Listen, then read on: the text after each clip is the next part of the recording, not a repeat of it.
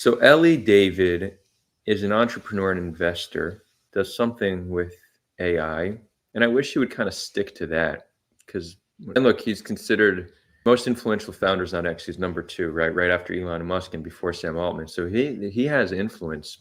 If only those with influence had interesting things to say. So I first found out about Eli David through his his anti-vax beliefs. I don't know what his character arc here is or where he started, but I very much saw him in the phase where, vaccines are killing millions of people, a little bit of that pandemic ideology.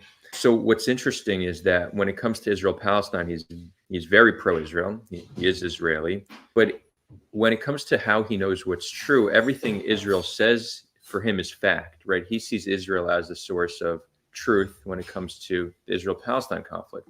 But Israel being one of the most vaccinated countries in the world, what's his thought on Israel and how they function when it comes to vaccines, when it comes to that narrative? So clearly he's going to be I'm starting us with a clear ideological inconsistency he has when it comes to Israel-Palestine. Israel's true. Everything they say should be believed. When it comes to vaccines, well, I don't know about that. So let's go through his tweets. Do we have time for his thread on free speech? No, it looks like a long one. So he's asking the UN, the head of the UN, to resign because he's calling for a ceasefire. Okay, that seems a little extreme. Climate cult has nothing to do with climate and everything to do with fascism and Marxism. Just to give you an idea of where he is politically, right? We know this narrative, but somebody actually showed a screenshot. I actually want to confirm this. Hold on, we're having some fire. We're having a fire alarm go off. Don't worry, the house is not on fire, but you know what? I appreciate those words. Inspiring accounts get way less interaction. Look at your own account, Adar. Thank you. And honestly, I don't do much on Twitter. I don't spend much time there, so it's possible I could get more traction by doing more. But I do agree that the easiest way for me to get more traction on Twitter would be to really dumb down the arguments and pick a side. That's the way. Pick a side, make your arguments simple. They don't need to make much sense, and you'll get traction. Cool. Fire alarm's off.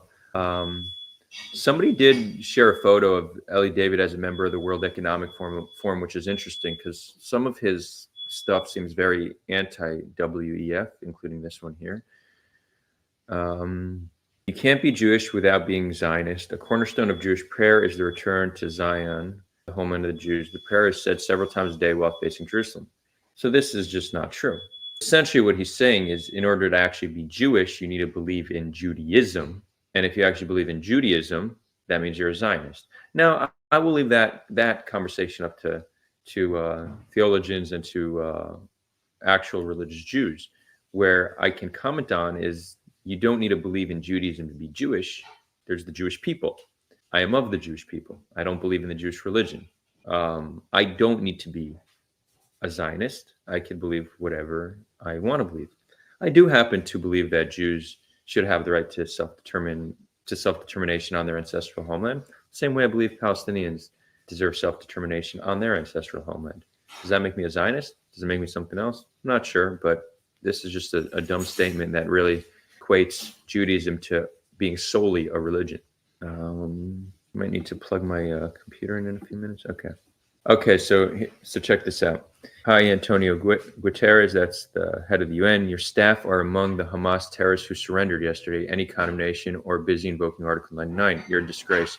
So these quite troubling photos were released yesterday, and we don't know exactly what's going on here. We do know that to strip people down naked to their boxers and then take a photo of them for the world to see is not going to be a good look.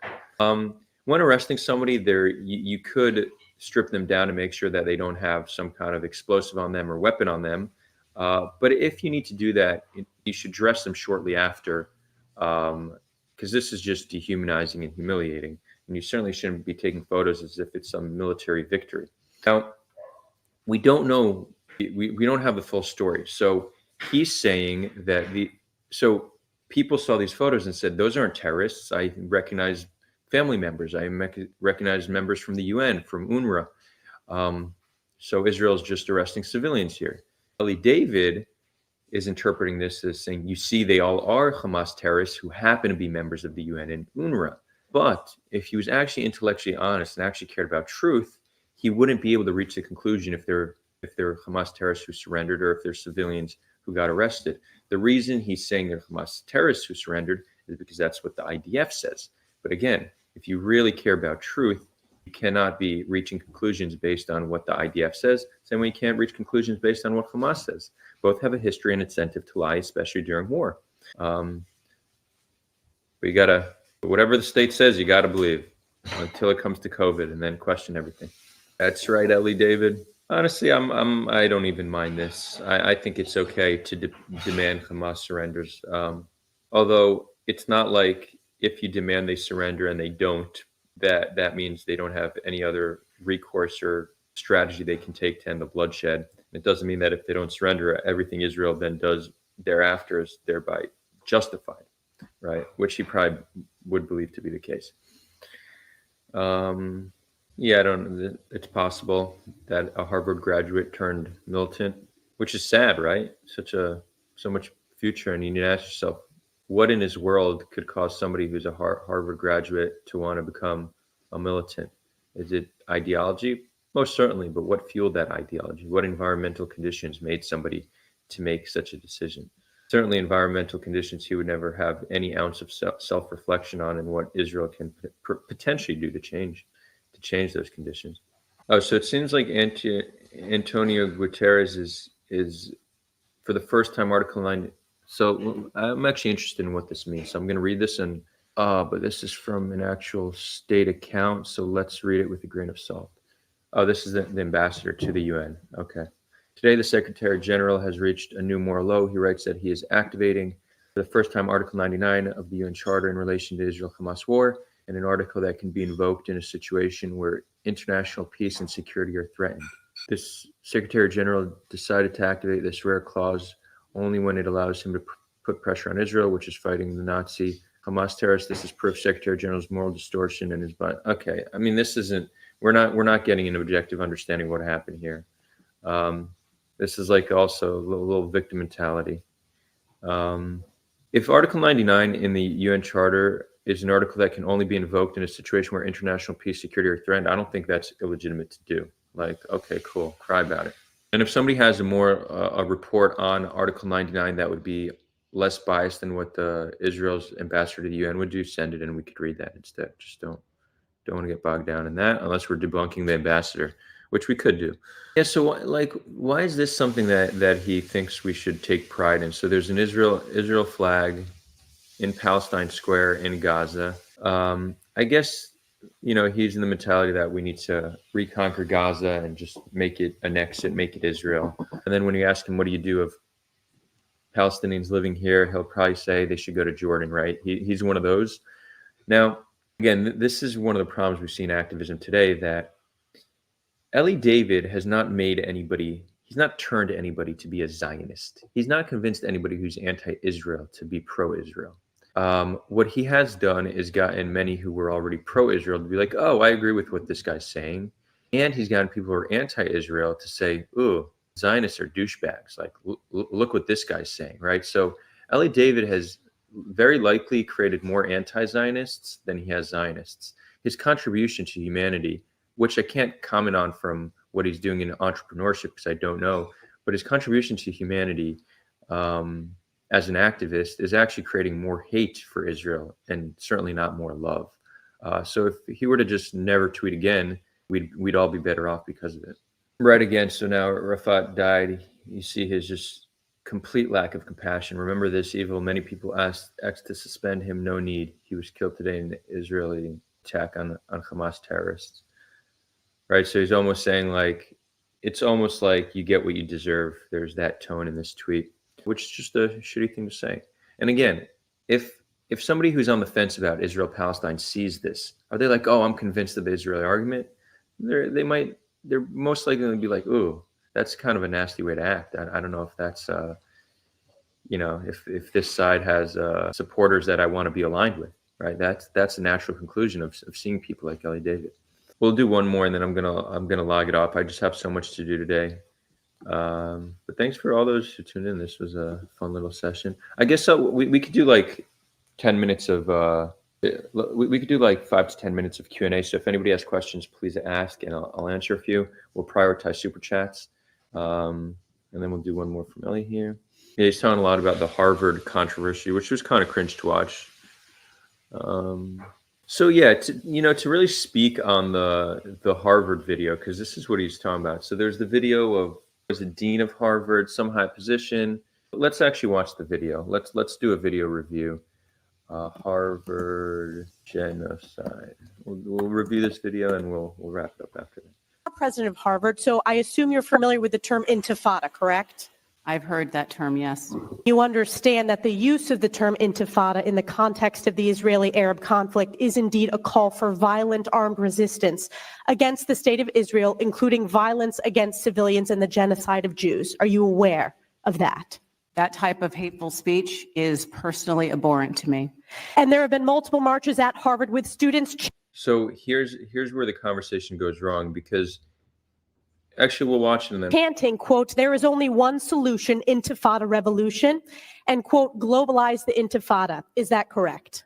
I've heard that thoughtless, reckless, and hateful language on our campus, yes. So based upon your testimony, you understand that this call for intifada is to commit genocide against the Jewish people in Israel and globally, correct?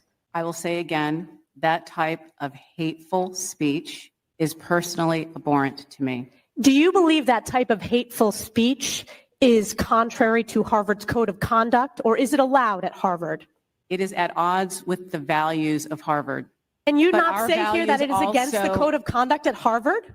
We embrace a commitment to free expression, even of views that are objectionable, offensive, hateful. It's when that speech crosses into conduct that violates our policies against bullying, harassment, Does that speech not cross that barrier? Does that speech not call for the genocide of Jews and the elimination of Israel? When You that speech- testify that you understand that is the definition of intifada. Is that speech according to the code of conduct or not? We embrace a commitment to free expression and give a wide berth to free expression, even of views that are objectionable. You and I outrageous, both know and that's not the offensive. case. You were aware that Harvard ranked dead last when it came to free speech. Are you not aware of that report? Okay, let's break this down. Poor woman, because she's really getting, she was made seem much worse than she actually is, in my opinion. So the woman who's questioning her, what she's doing is she's saying globalize the intifada is the same as saying Jews should be genocided. And what the dean is responding is saying it depends on the context, essentially. Or while I don't agree with those terms, we have room for free speech. She's not saying that you can chant on campus Jews should be genocided. What she's saying is calls to globalize the intifada are within what we consider to be free speech. And the way you could defend that position is by saying globalize the intifada is not synonymous with genocide the Jews. Some might interpret it that way, but you could have other interpretations of what globalize the intifada actually means, right? It could just be global resistance against the state of Israel. That could also be in the form of BDS, right? Some people actually interpret globalize the intifada this way.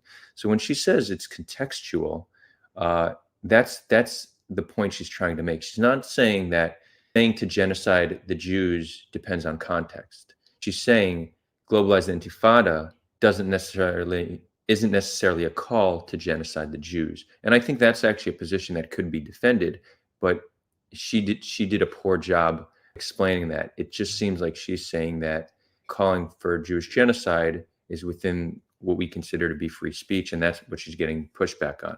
If she were to defend the point that if she were to say calling for genocide of Jews is not allowed, but saying globalize the intifada because it has many interpretations is within what we consider to be free speech, that is allowed, then people would be a lot less mad at her. But it's also very hard to sometimes get points across when you're getting berated like that by someone. So